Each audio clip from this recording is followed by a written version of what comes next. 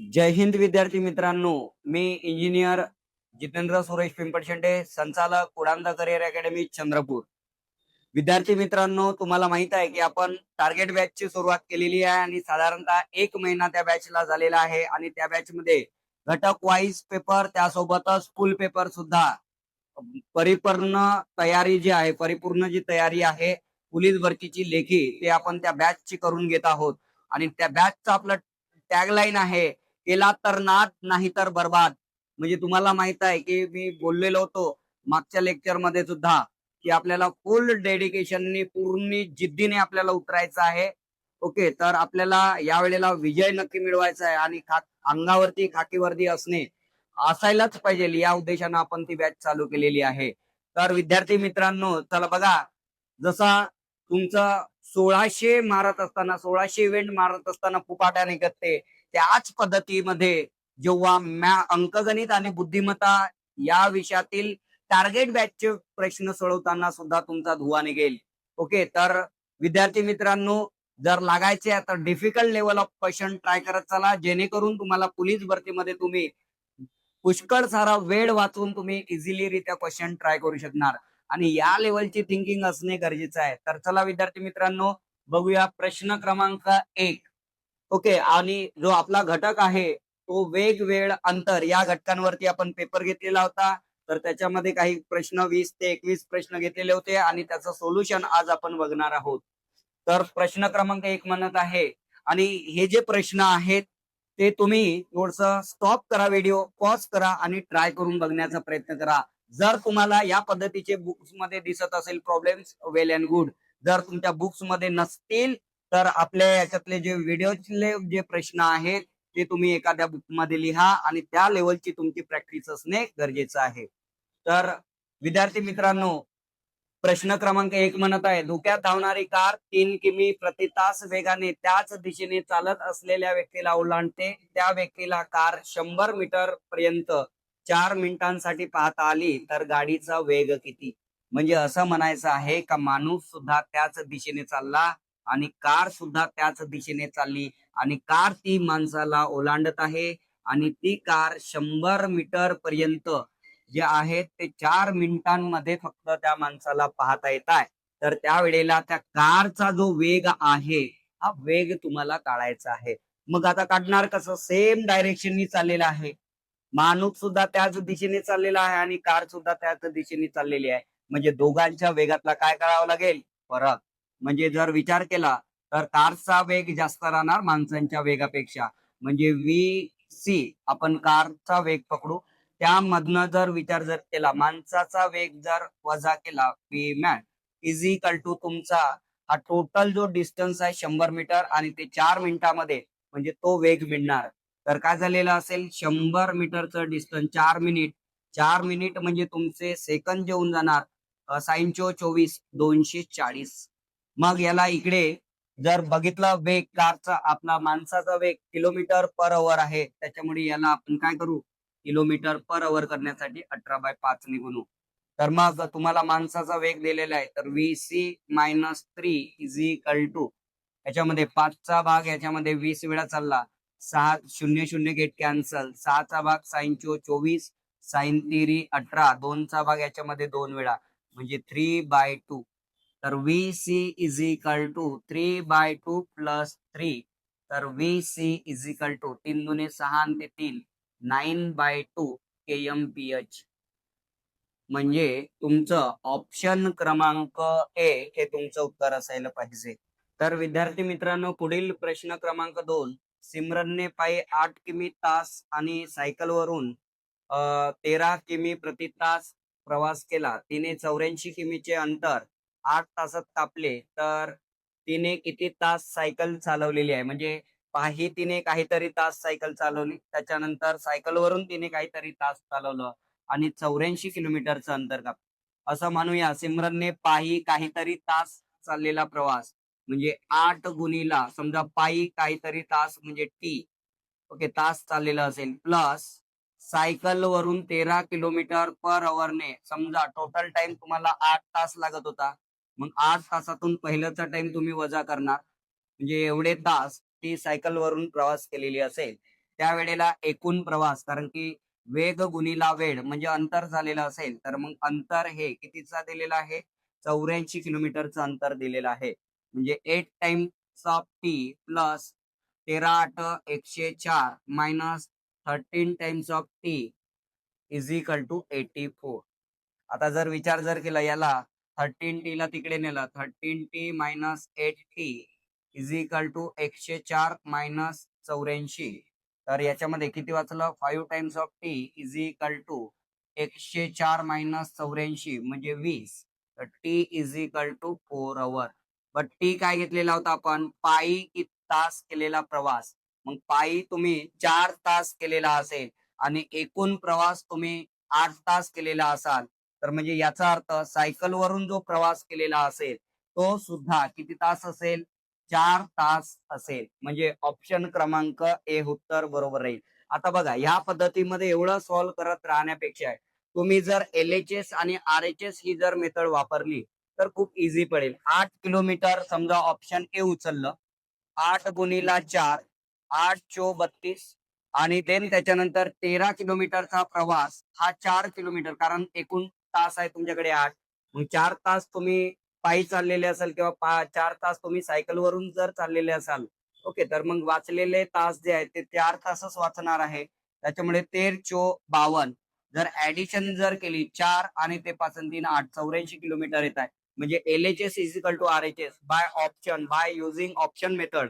Okay, तुम्ही time save करू शकता. तर त्या पद्धतीमध्ये तुमचं ऑप्शन क्रमांक या प्रश्नाचं उत्तर 4 हे राहील. विद्यार्थी मित्रांनो, पुढील प्रश्न क्रमांक 3. एक वस्तू 4 सेकंदात 16 मीटर आणि पुढचे 15 मीटर 2 सेकंदात चालते, तर त्या वस्तूचा सरासरी वेग किती? मग आपल्याला माहित असायला पाहिजे सरासरी वेग.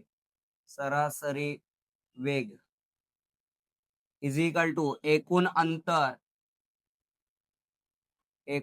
अंतर डिवायडेड बाय एकूण वेळ. एकूण वेळ. मग एकूण जे अंतर आहे, मग एकूण अंतर किती आहे? पहिलंच तुमचं 16 मीटर, नंतरच तुमचं 15 मीटर आणि वेळ किती लागलेला आहे तुम्हाला? 4 सेकंद आणि तिकडे 2 सेकंद. 16 आणि 15 किती झालं? 31 डिवायडेड बाय 6. जर कॅल्क्युलेट केलं 6 पंचे 30, ओके, 1 वाचलं तर 1.666 म्हणजे नथिंग बट 1.7 नियर अबाउट. तर 1 पॉइंट आपला 5.17 मीटर पर सेकंद हा तुमचा सरासरी वेग होऊन जाईल. म्हणजे ऑप्शन क्रमांक सी हे तुमचं उत्तर बरोबर आहे. विद्यार्थी मित्रांनो, पुढील प्रश्न क्रमांक 4. एक माणूस 40 किलोमीटर पर आवर वेगाने बिंदू ए पासून बिंदू बी पर्यंत अंतर कापतो आणि बी पासून ए पर्यंत 60 किलोमीटर प्रति तास वेगाने परततो, तर संपूर्ण प्रवासादरम्यान त्याचा सरासरी वेग किती? मग या ठिकाणी अंतर हे कसं आहे? समान आहे. मग त्यावेळेला सरासरी वेग is equal to 2 times of V1 into V2 divided by V1 plus V2. हे तुम्हाला फॉर्म्युला वापरावा लागेल. म्हणजे जातानाचा वेग, येतानाचा वेग, म्हणजे 2 गुणिला 40 गुणिला 60 भागीला 40 प्लस 60. तर काय झालेलं असेल? 2 गुणिला 40 गुणिला 60 भागीला 100. 0 0 0 0 गेट कॅन्सल. 24 24 दुने 48 kmph हा त्या संपूर्ण प्रवासातील सरासरी वेग झालेला असेल. म्हणजे ऑप्शन क्रमांक ए हे तुमचं उत्तर राहील. विद्यार्थी मित्रांनो, पुढील प्रश्न. ऍथलीट 25 सेकंदात 500 मीटर अंतर धावतो. ऍथलीटचा सरासरी वेग डॅश डॅश डॅश आहे. आता जर ऑप्शन जर बघितले तुम्ही 20 मीटर सेकंद इनवर्स म्हणजे 2 आहे त्याचा स्क्वेअर, मीटर पर सेकंद आणि इथं मीटर इंटू सेकंद आणि याच्यामध्ये मीटर इंटू सेकंद स्क्वेअर. तर आपल्याला माहित आहे वेगाचं अंतर जे आहे डायरेक्ट विदाउट कॅल्क्युलेशन हे तुमचं ऑप्शन आन्सर बी असायला पाहिजे ऑप्शन नुसार बाय एलिमिनेशन मेथड. तरी परंतु आपण प्रश्न सॉल्व्ह करण्याचा प्रयत्न करूया. तर मीटर पर सेकंद मध्ये वेग किती असा विचारलेला आहे. तर distance divided by time. Distance किती आहे तुमचं? 500 मीटर आणि टाइम तुम्हाला किती लागला? 25 सेकंद. म्हणजे 25 दुने 50 आणि एक तो शून्य, nothing but 20 metre per second असायला पाहिजे. म्हणजे ऑप्शन क्रमांक बी हे तुमचं उत्तर राहील. पुढील प्रश्न क्रमांक 6. सायकल स्वार पहिले 3 किलोमीटरचे सरासरी 8 किमी प्रति तासी, नंतरचे 2 किलोमीटर 3 किमी प्रति तासी आणि शेवटचे 2 किलोमीटर 2 किमी प्रति तासी वेगाने कापतो. तर संपूर्ण प्रवासात अंदाजे सरासरी वेग अंदाजे वापरलेला आहे, म्हणजे नियर अबाउट आन्सर तुम्हाला काढायचा, एक्झॅक्ट आन्सर काढायची गरज नाही. सरासरी वेग किती आहे हे विचारलेलं आहे. मग आता सांगितलं सरासरी इज इक्वल टू सरासरी वेग इज इक्वल टू तुम्हाला काय काढावं लागेल, एकूण अंतर. मग पहिले 3 किलोमीटर, नंतरचे 2 किलोमीटर, नंतर शेवटीचे 2 किलोमीटर डिवायडेड बाय ओके. तर वेग जो होता तुमचा 8 किलोमीटर पर आवर आणि 3 याला आपल्याला कापत आहे, म्हणजे तुमचं होणार 3/8. 3 किलोमीटरचं अंतर म्हणजे वेळ लागेल. आपण बघितलेला होता सरासरी वेग इज इक्वल टू एकूण अंतर डिवायडेड बाय एकूण वेळ. आता वेळ काढावा लागेल आपल्याला. 3/8 सेकंड बनेल तुमचं 2 किलोमीटरचं अंतर 3 किलोमीटर पर आवर आणि शेवटचं 2 किलोमीटरचं अंतर 2 किलोमीटर पर आवर. म्हणजे हे किती झालं तुमचं, 3 आणि 2 5, 5 आणि हे 2 7 किलोमीटर. आणि अंतर यांचा लसावी काढून टाकू आपण. यांचा लसावी झाला 24. याला 3 ने मल्टिप्लाय केलं तर किती बनेल 9. याला 8 ने मल्टिप्लाय केलं 8 दुने 16 आणि देन त्याच्यानंतर याला जर 12 ने मल्टिप्लाय केलं 12 दुने 24. मग तुमचे 7 गुणिला 24 भागीला 16 9 25 25 24 किती होणार 49. जर तुम्ही हे जर सॉल्व जर केलं तर near about answer 3.43 kilometre per hour हे तुमचं उत्तर असायला पाहिजे. म्हणजे ऑप्शन क्रमांक बी हे तुमचं उत्तर राहील. पुढील प्रश्न क्रमांक 7. पल्लव 12 किमी प्रति तास वेगाने सायकल चालवतो आणि 3.5 किमी प्रति तास वेगाने पायी चालतो. 45 किमी अंतर कापण्यासाठी पल्लवला 8 तास लागतात. त्याने किती तास सायकल चालवली? सेम प्रश्न आताच आपण बघितलेला होता की प्रश्न क्रमांक दुसरा जो होता सेम कन्सेप्ट. आणि मी सांगितलं तेवढं सॉल्व्ह करत राहण्यापेक्षा LHS आणि RHS ऑप्शन उचला, पुटअप करून बघा. तर काय विचारलं, त्याने किती तास सायकल चालवली. आता सायकल ही 12 किलोमीटर प्रति तास वेगाने चालवत आहे. मग जर त्याला किती किलोमीटरचं अंतर कापत आहे, टोटल 45 किलोमीटरचं अंतर कापत आहे. चला ऑप्शन ए बघूया. मग 12 गुणिला 5 म्हणजे 12 पंचे 60, 60 किलोमीटर इथे नाही आहे 45. ओके. जर ऑप्शन फोर्थ जर बघितलं तर 12 गुणिला 4 आपलं थर्ड बघितलं तर 12 चो 48 म्हणजे ऑप्शन सी आणि ऑप्शन ए होऊ शकतच नाही. म्हणजे ऑप्शन कोणतं वाचलंय तुमचं, बी आणि सी. चला तर चेक करूया आपण.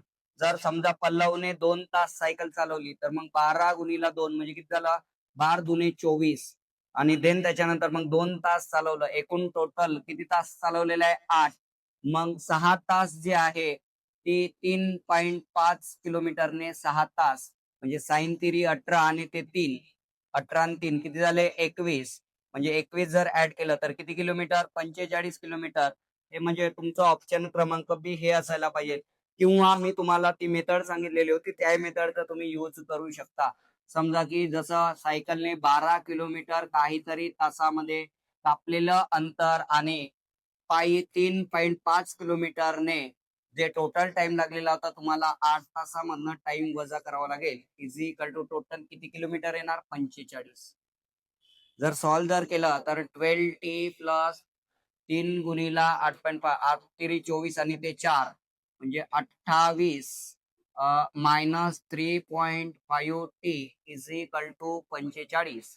मग जर विचार केला तर 12 मधनं ते 3.8 म्हणजे 8.5t is equal to 45 minus 28. तर 8.5t इज इक्वल टू किती वाचेल 17. म्हणजे 8.5 चा भाग याच्यामध्ये किती वेळा चालला 2 वेळा. म्हणजे पल्लवने सायकल किती तास चालवली आहे 2 तास चालवली आहे. जर तेच आपण bye using option method elimination method जर केलं असतं तर तुमचा टाइम सेव्ह झालेला असता. असे काही प्रश्न असतात का ज्याच्यामध्ये तुम्हाला ऑप्शनने सुद्धा जावं लागतं आणि टाइम सेव्ह होतो, त्याच्यामुळे तुम्ही गेलं तरी चालेल. परंतु तुमचा कन्सेप्ट क्लिअर असणे गरजेचं आहे. म्हणजे तुम्ही त्यानुसारच LHS इजिकल टू RHS वापरून तुम्ही सॉल्व्ह करू शकता. पुढील प्रश्न क्रमांक 8. 42 किमी प्रति तास वेगाने प्रवास करणारा व्यक्ती 1 मिनिट लवकर पोहोचतो त्याच्या कार्यालयात पोहोचतो, तर 36 किमी तास वेगाने जात असल्यास ती व्यक्ती 3 मिनिटे उशिरा कार्यालयात पोहोचते. ऑब्व्हियसली आहे, जर वेग 42 किलोमीटर आहे तर तो लवकर पोहोचत आहे आणि 36 किलोमीटर आहे तर तो 3 मिनिटे उशिरा पोहोचत आहे. मग या पद्धतीचे प्रॉब्लेम आहे. आपल्याला अंतर किती आहे त्या ठिकाणातला माहित नाही, परंतु ठिकाणातलं अंतर जे आहे ते कार्यालयातलं ते समान आहे. अशा वेळेलाच तुम्ही आपली स्पीड दिलेला आहे त्यांचा एलसीएम घ्या, त्याच्यातून डिफरन्स जो येणार त्या पद्धतीचा वापर करा. मग समजा 42 किलोमीटर पर आवर असेल आणि दुसरा वेग 36 किलोमीटर पर आवर असेल, तर यांचं जर आपण एलसीएम जर काढलं तर किती येणार 252. ओके, तर मग याच्यामध्ये 42चा भाग किती वेळा चालला 6 वेळा आणि याच्यामध्ये किती वेळा चाललेला असेल 7 वेळा चाललेला असेल. ओके, तर मग जर बघितलं आपण याच्यामध्ये किती तासाचा फरक पडला 1 तासाचा फरक पडला. मग 1 तासाचा फरक म्हणजे 252 किलोमीटर. मग सो देअरफॉर म्हणजे 1 तास म्हणजे 60 मिनिट. 60 मिनिटाचा फरक म्हणजे 252 किलोमीटर. सो देअरफॉर किती मिनिटाचा तिथं फरक पडलेला आहे? 1 मिनिटे लवकर आणि 3 मिनिटे उशिरा म्हणजे 4 मिनिटांचा फरक पडलेला आहे. 4 मिनिटे म्हणजे हाऊ मच? आता जर विचार केला याला 15 ने जर भागलं तर 4 येतंय. म्हणजे याचा अर्थ याला सुद्धा आपल्याला कितीने भागावं लागेल? 15 ने भागावं लागेल. म्हणजे so therefore X is equal to 252 divided by 15. तर एक्स इज इक्वल टू 15 एक 15 वाचले तुमची किती 10 2.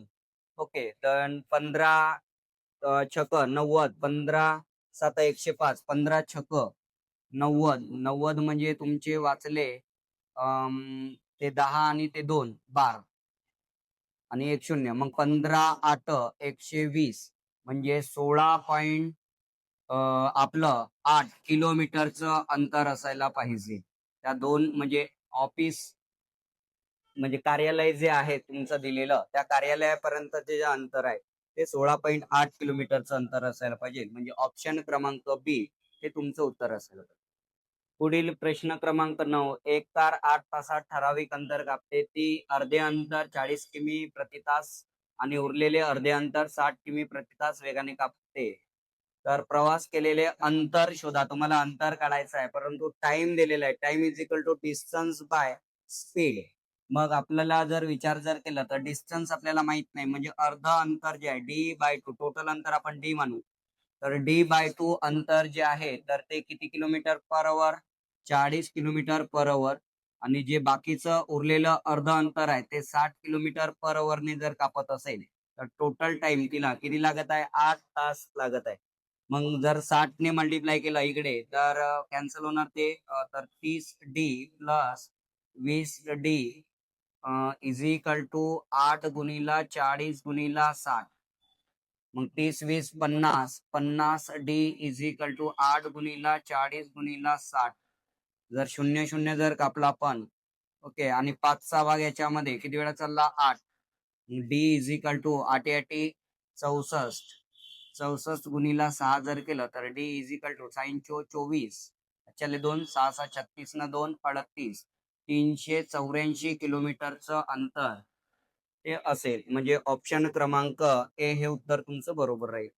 हा, पुढील प्रश्न क्रमांक 10. दोन बिंदूमधील अंतर जाताना 72 किमी प्रति तास आणि परत येताना 54 किमी प्रति तास या वेगाने अंतर कापले जाते. जर अंतर कापण्यासाठी एकूण 7 तास लागले तर एका बाजूने दोन बिंदूंमधील अंतर किती? सेम कन्सेप्ट आताच. चला, दोन बिंदूमधील अंतर डी मानूया. जातानाच आपल्याला 72 किलोमीटर पर आवर ने गेलं म्हणजे लागणारा वेळ मिळणार. देन त्याच्यानंतर समोरचं येतानाचं अंतर डी किलोमीटर हे 54 किलोमीटर वेगाने जर आलं तर आपल्याला टोटल टाइम किती तासाचा लागला?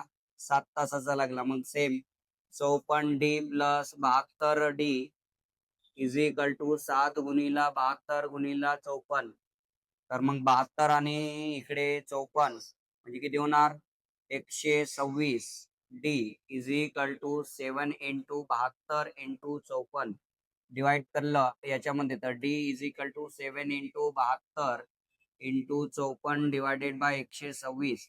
7चा जर भाग टाकला तर 7 1 7, 5 वाजले 7 8 56.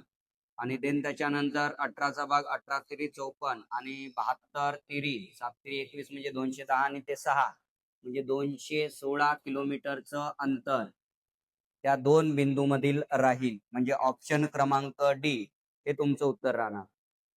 पुढील प्रश्न क्रमांक 11. 45 किमी प्रति तास वेगाने गाडी चालणारी महिला 5 मिनिटे लवकर कार्यालयात पोहोचते, तर 27 मिनिटे किमी प्रति तास वेगाने गाडी चालवून ती 7 मिनिटे उशिरा पोहोचते. तिने किती अंतर किमी मध्ये कापले? सेम कन्सेप्ट होता. आपण एक लवकर पोहोचत आहे, उशिरा पोहोचत आहे, तर तुम्हाला सांगितलेला होता जो वेग दिलेला आहे त्या वेगांचा एलसीएम घ्या. 45 आणि 27 यांचा एलसीएम जर घेतला तर किती निघेल? 135.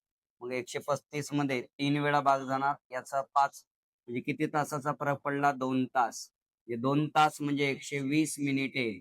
मग 120 मिनिटे म्हणजे किती किलोमीटर? 135 किलोमीटर.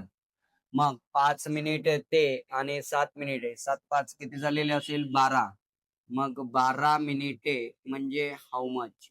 जर बघितलं आपण याला 10 ने जर भागलं तर हे भेटत आहे. मग याला सुद्धा आपण कितीने भागणार? 10 ने भागणार. मग तर x इज इक्वल टू 13.5 किलोमीटरचं अंतर असेल. म्हणजेच ऑप्शन क्रमांक डी हे तुमचं उत्तर असायला पाहिजे. तर विद्यार्थी मित्रांनो, पुढील प्रश्न 600 मीटर अंतर 360 सेकंदात ओलांडण्यास गाडीचा तासी वेग काय लागेल? ओके, तर तासी वेग काढायला विचारलेला आहे. Distance divided by time. तर डिस्टन्स आहे तुम्हाला 6000 मीटर आणि टाइम आहे तुम्हाला 360 सेकंद. मीटर पर सेकंद आहे, म्हणजे याचा अर्थ किलोमीटर पर आवर करायचं असेल तर 18/5 ने मल्टिप्लाय करावं लागेल. 0 0 गेट कॅन्सल. 18 दुने 36, 5 दुने 10, 0 0 गेट कॅन्सल. तर मग काय राहणार? 60 kmph म्हणजे 60 किलोमीटर पर आवर त्या गाडीचा वेग असायला पाहिजे. म्हणजे ऑप्शन क्रमांक ए हे तुमचं उत्तर राहील. पुढील प्रश्न क्रमांक 13. 400 मीटर लांबीच्या गाडीचा तासी वेग 72 किमी आहे, तर एक विजेचा खांब ओलांडण्यास तिला किती वेळ लागेल? जेव्हा निग्लिजिबल लेंथ असणाऱ्या ऑब्जेक्टला क्रॉस करत असेल तेव्हा लांबी म्हणजे फक्त रेल्वेची लांबी घ्यायची आहे. तुम्हाला वेळ विचारलेला आहे, तर वेळ इज इक्वल टू अंतर बाय वेग. अंतर बाय वेग. मग अंतर दिलेलं आहे तुम्हाला 400 मीटर आणि वेग जो दिलेला आहे 72, बट किलोमीटर पर आवर मध्ये दिला आहे. मीटर पर सेकंड मध्ये करायचं असेल तर 5/18 म्हणजे 400 गुणिला 18 डिवायडेड बाय 72 गुणिला 5.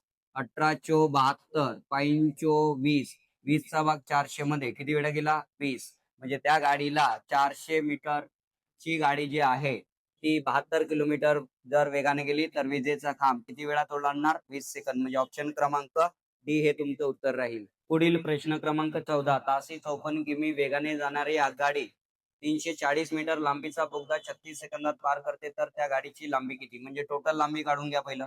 लांबी is equal to distance is equal to speed into time. मग स्पीड तुमची जी आहे ती किती आहे? 54. 54 गुणिले 5/18 आणि टाइम 36 सेकंद. ओके, तर नथिंग बट 18 तिरी 54, 5 तिरी 15, 15 गुणिला 36 जर केलं तर किती होत आहे? ते 360 प्लस 360 चे अर्धे 180. तर 0 8 1404 हातचाला 1 म्हणजे 540 मीटर हे टोटल अंतर जर झालं तर त्याच्यामध्ये दिलेलं आहे 340 मीटर लांबीचा बोगदा. मग रेल्वेची लांबी D1 is equal to 540 minus 340. तर मग 0 0 आणि इथं 2 म्हणजे त्या गाडीची लांबी 200 मीटर हे होऊन जाईल. म्हणजे ऑप्शन क्रमांक बी हे तुमचं उत्तर राहील. पुढील प्रश्न क्रमांक 15. कारगिलच्या युद्धात तोफेतून टायगर हिलवर शत्रूवर टाकलेला गोळा 3.5 सेकंदात 105 किमी अंतर तोडतो, तर गोळ्याचा वेग प्रति सेकंद किती? आपल्याला टाइम काढायला विचारलेला आहे. Distance by speed. मग डिस्टन्स दिलेला आहे त्याच्यामध्ये 105 किलोमीटरचं आणि 105 किलोमीटरचं आणि 3.5 सेकंद. मग 105 किलोमीटरचं अंतर 3.5 सेकंदात ओलांडते, तर प्रति सेकंद विचारलेला आहे. मग प्रति सेकंद तर 3.5 मग किती होणार? 35. 1 पॉईंट हटवला तर 1050 डिवायडेड बाय 35. 35 तिरी 105 म्हणजे 30 kilometre per second. Kilometre per second. का बरं? प्रति सेकंद विचारलेला आहे, त्याच्यामुळे ऑप्शन क्रमांक डी हे तुमचं उत्तर राहील. पुढील प्रश्न क्रमांक 16. एक माणूस एका गावाला जाण्यासाठी जर तो ताशी 3 किमी वेगाने गेला तर तो 40 मिनिटे उशिरा पोहोचतो आणि जर ताशी 4 किमी वेगाने गेला तर तो 30 मिनिटे लवकर जातो. तर दोन ठिकाणामधील अंतर किती? आता सांगितलेलं आहे. वेग दिलेला आहे, अंतर दिलेलं नसेल तर या वेळेला जे स्पीड आहे 3 आणि 4 किलोमीटर यांचं एलसीएम घ्या, म्हणजे 3 4 म्हणजे 12 किलोमीटरचं अंतर होईल. 12 किलोमीटरचं अंतर 3 किलोमीटर पर अवरने कापण्यासाठी याला किती तास लागेल? 4 तास. आणि याला किती लागेल? 3 तास. म्हणजे किती तासाचा फरक पडला? 1 तासाचा फरक पडला. 1 तास म्हणजे 12 किलोमीटर. म्हणजे 1 तास म्हणजे 60 मिनिटात 12 किलोमीटरचं अंतर होत आहे. मग याचा अर्थ याच्यामध्ये 40 मिनिटे उशिरा आणि 30 मिनिटे लवकर म्हणजे 70 मिनिटांचा फरक जर पडलेला असेल, तर त्याला एक्झॅक्ट किती अंतर कापायचं आहे? तर x = 12 गुणिला 70 डिवायडेड बाय 60. 12 पंचे 60, 14 पंचे 70. म्हणजे त्याला एक्झॅक्ट जे अंतर कापायचं आहे ते 14 किलोमीटरचं अंतर कापायचं आहे. म्हणजे ऑप्शन क्रमांक सी हे तुमचं उत्तर राहील. पुढील प्रश्न क्रमांक 17. 150 मीटर लांबीची रेलगाडी 250 मीटर लांबीच्या पुलास ओलांडून जाते. गाडीचा वेग दर ताशी 40 किलोमीटर असेल तर पूल ओलांडण्यास गाडीला किती वेळ लागेल? याच्यामध्ये सांगितलेलं आहे की लांबी असणाऱ्या ऑब्जेक्टला जेव्हा क्रॉस करत आहे त्यावेळेला टोटल लेंथ म्हणजे गाडीची लांबी आणि पुलाची लांबी वगैरे घ्यावं लागेल. ते 250 आणि स्पीड जी आहे तर ती 40 × 5/18. तर हे किती झालेलं असेल? याच्यामध्ये टाकलं 300 ते 400. 400 गुणिला 18 डिवायडेड बाय 40 गुणिला 5. 40चा भाग 400 मध्ये 10 वेळा आणि 5चा भाग 2 वेळा म्हणजे 18 दुणे 36 सेकंद त्या गाडीला लागेल. म्हणजे तुमचं ऑप्शन क्रमांक ए हे उत्तर बरोबर राहील. पुढील प्रश्न क्रमांक 18. मुंबई ते अहमदाबाद अंतर 2000 किमी आहे. या दोन्ही ठिकाणाहून परस्परांच्या दिशेने दोन गाड्या अनुक्रमे 120 व ताशी 80 किमी या वेगाने निघाल्या तर त्या गाड्या एकमेकांना किती वेळांनी भेटतील? म्हणजे दोन ठिकाणाहून अपोजिट डायरेक्शनने निघालेल्या आहे. म्हणजे टाइम काढायला विचारलेला. डिस्टन्स बाय तुमचं स्पीड. या ठिकाणी स्पीड तुमची ऍड होऊन जाणार. म्हणजे 2000 किलोमीटरचं अंतर आहे आणि वेग तुमचा 120 प्लस 80 म्हणजे 2000 डिवायडेड बाय 200. 200 get cancel. 1 म्हणजे नथिंग बट 10 तास तुम्हाला वेळ लागेल त्या दोन्ही गाड्यांना भेटण्यासाठी. म्हणून ऑप्शन क्रमांक ए हे तुमचं उत्तर बरोबर आहे. पुढील प्रश्न क्रमांक 19. महाराष्ट्र एक्सप्रेस ही आगगाडी 120 किमी प्रति तास या सरासरी वेगाने धावते. ती प्रवासादरम्यान प्रत्येक 80 किमी नंतर 4 मिनिटांकरिता थांबते. तर 960 किमीचे अंतर पार करण्यासाठी तिला किती वेळ लागेल? मग आपल्याला टाइम काढायचा आहे. 960 किलोमीटरचं अंतर आहे. आपला वेग जो आहे 120 किलोमीटर म्हणजे 12 8 96 म्हणजे 8 तास लागतात. ओके, डायरेक्ट न थांबता जर गाडी जर गेली तर तिला किती तास लागेल? 8 तास. परंतु ती 80 किलोमीटर चालल्याच्या नंतर 4 मिनिटे थांबत आहे. म्हणजे याचा अर्थ 960 डिवायडेड बाय 80 किती पार्ट पडेल ते काढावं लागेल. म्हणजे स्टेशन समजा पकडू 80 किलोमीटरवर एक स्टेशन आहे असं पकडू. ओके, तर मग 12 8 96 म्हणजे किती स्टेशन आहे? 12. म्हणजे स्टार्टिंग पासनं तर एंडिंग पर्यंत जे स्टेशन आहेत ते 12 स्टेशन आहे. मग तिला प्रत्येक 4 मिनिटानंतर थांबावं लागेल. परंतु पहिल्या स्टेशनवर थांबायची गरज नाही. म्हणजे किती होणार? 11 आणि नंतरचे प्रत्येक 4 मिनिट म्हणजे 11 चोक 44 मिनिट. म्हणजे याचा अर्थ पूर्ण टोटल 960 किलोमीटरची जर्नी कंप्लीट करण्यासाठी त्या गाडीला 8 तास 44 मिनिटे लागेल. त्यामुळे तुमचं ऑप्शन क्रमांक बी हे उत्तर बरोबर राहील. पुढील प्रश्न क्रमांक 20. 300 मीटर लांबीची आगगाडी एका खांबाला 24 सेकंदात ओलांडते तर तीच आगगाडी 450 मीटर लांबीचा पूल किती वेळात ओलांडेल? ओके, तर मग गाडीचा वेग काढावा लागेल आपल्याला. 300 डिवायडेड बाय 24 म्हणजे मीटर पर सेकंद मध्ये वेग होऊन जाणार. जर बघितलं आपण याच्यामध्ये 6चा भाग 4 वेळा 6 पंचे 30. देन त्याच्यानंतर 2चा भाग 25 divided by 2. Okay, metre per second. Then त्याच्यानंतर ती आगगाडी 450 मीटर लांबीच्या पुलाला ओलांडण्यासाठी किती वेळ लावेल? म्हणजे 300 मीटर गाडीची लांबी झाली, 450 मीटर त्या पुलाची लांबी झाली आणि गाडीचा वेग आहे 25/2. मग तुमचं 400 आणि 300 750 गुणिला 2 भागीला 25, 25 तिरी 75 आणि 30 दुने 60, म्हणजे याचा अर्थ 60 सेकंद लागेल. म्हणजे ऑप्शन क्रमांक बी हे तुमचं उत्तर असायला पाहिजे.